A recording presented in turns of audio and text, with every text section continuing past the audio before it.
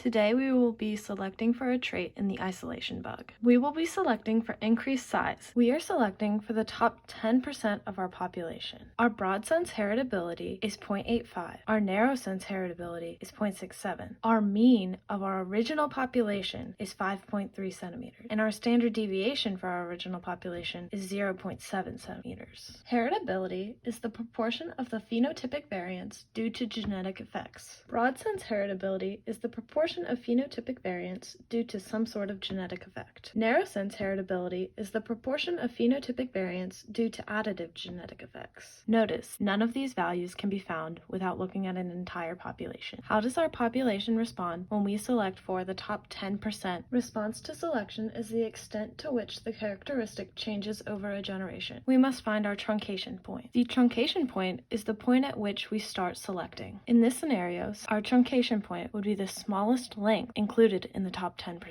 Our truncation point is found by taking our average, 5.3, and adding it to the product of our standard deviation times z, the standardized selection point, which is found in a table. We follow the table and find that our z value is 1.282. We find that our truncation point is 6.1974. The selection differential is the difference between the average of our selected population and the average of our original population. We find this by multiplying our standard deviation times our selection intensity, which can also be found in the table. Our selection intensity is 1.755. Our selection differential is 1.2285. Because our selection differential is the difference between the mean of the selected parents and the mean of the original population, we can add the mean of the original population to the selection differential to find the mean of the selected parents. We have selected for all of the values to the right of the truncation point. The mean of these selected values is 6.5285, represented here. Our proportion for narrow sense heritability comes from the ratio of response to selection differential. We can rearrange this formula to find response to selection. We find our response to selection to be 0.823. This means that in one generation, the length of the isolation bugs changed 0.823 centimeters. With this information, we can find the mean of the offspring. We can do this by taking the original mean and adding the response to selection. Because the length of the bugs increased 0.823 centimeters, we will add this to our original mean. Our new bell curve is shifted slightly to the right. We have successfully selected for a greater length. Isn't there going to be a point at which the bugs become too big? Assuming that we continue these mass selection experiments indefinitely, in later rounds of selection, our response to selection will probably decrease. A likely explanation for this is that genetic variation is being lost among the bugs because more favorable homozygous genotypes are becoming fixed in the population. As more of the bugs become homozygotes, it is unlikely that the bugs will become bigger. It is likely that when most of the bugs are homozygotes, the length of the bugs will remain the same. This is because we cannot select for greater length when all of the bugs are at the greatest length.